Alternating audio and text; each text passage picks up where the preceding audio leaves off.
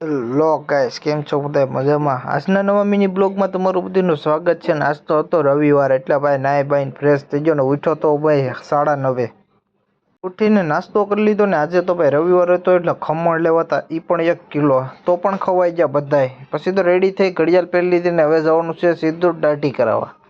હાલતો પછી તો નીકળી ગયો દાઢી કરાવવા, કારણ કે દાઢી થોડીક સેટ કરાવીને જ છે એટલે થોડું સારું લાગે એમ.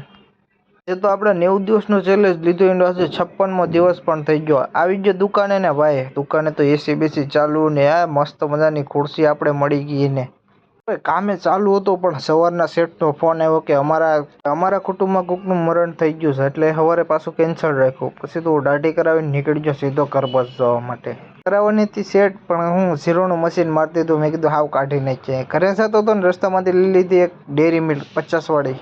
ઘરે જઈને સીધો જમીને હોઈ જ જવાનું.